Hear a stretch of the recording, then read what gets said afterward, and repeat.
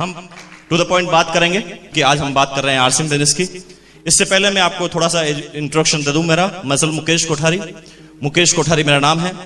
राजस्थान की सिटी है भीलवाड़ा, वहां का मैं रहने वाला हूं।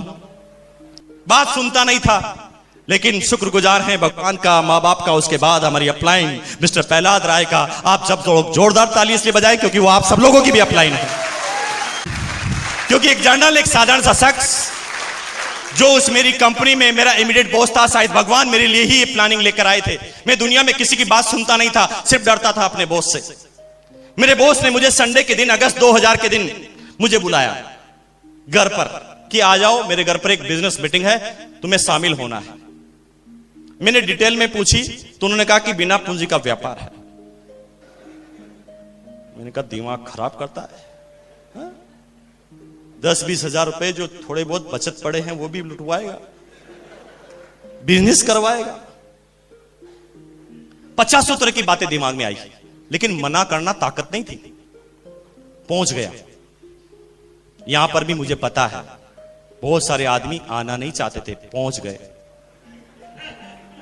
कुछ लोगों को जो जबरदस्ती किडनैप करके लाया गया,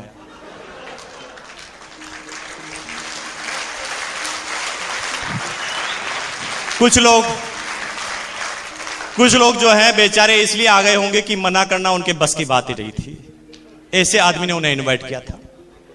और कुछ लोग इसलिए आ गए होंगे कि 15 बार पहले मना कर चुके थे। आज कोई बहाना नहीं बचा था, क्योंकि अब तक उन्होंने फैमिली में सबको एक एक बार ऊपर पहुंचा दिया था बहाने के अंदर। आज ये हो गया, आज वो हो गया, आज ये हो गया। 15 बार लगातार बनाया होगा, आज 16 बार आना पड़ा होगा, मजबूरी। और कुछ लोग समझदार होंगे जो पिंड छुड़ाने के लिए आए होंगे। वो कहता है, रोज कहता है आरसीएम कर, चल आज चलता हूं, टाइम है मेरे पास, इतनी कमियां निकाल दूंगा कि तू भी छोड़ देगा, चिंता मत कर। अपने दिमाग पर भरोसा करके वो यहां पर पहुंच गए हैं। अब आप में से सोच रहे होंगे कि आप ये बात क्यों जानते हैं, क्योंकि मैं भी पहले दिन यही सोच के आया था।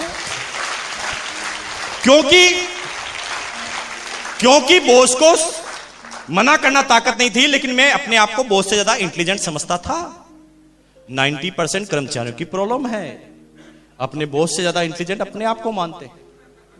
उन्हें सबको पता है कि बॉस तो किस्मत के कारण आगे है, बाकी समझदार मैं हूं। सबको ऐसी गलतफहमी होती है। मुझे भी मेरा बॉस पागल लगता था।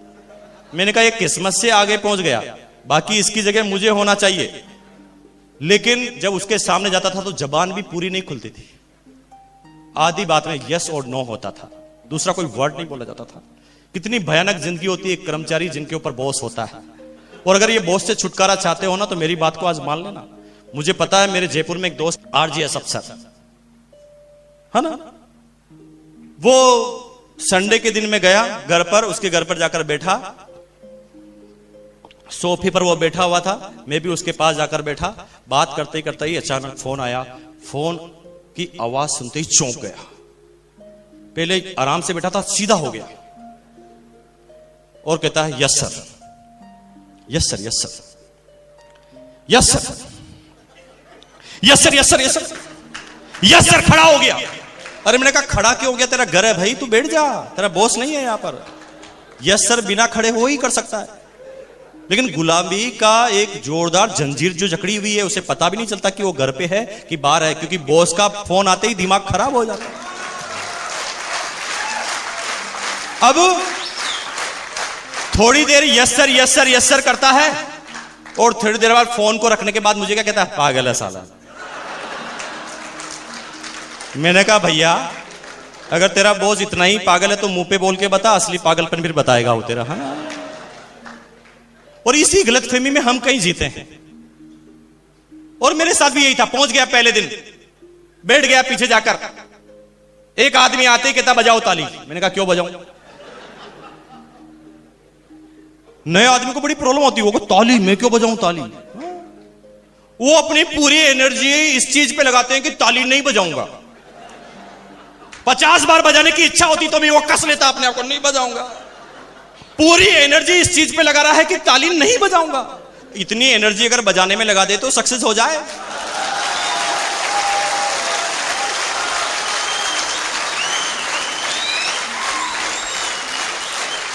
लेकिन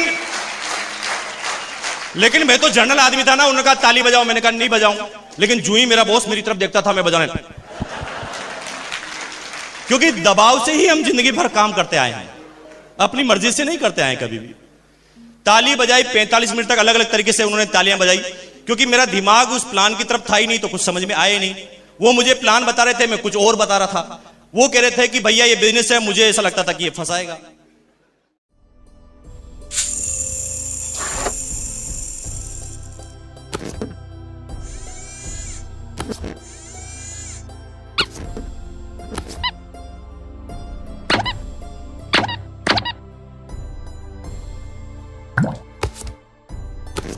Okay.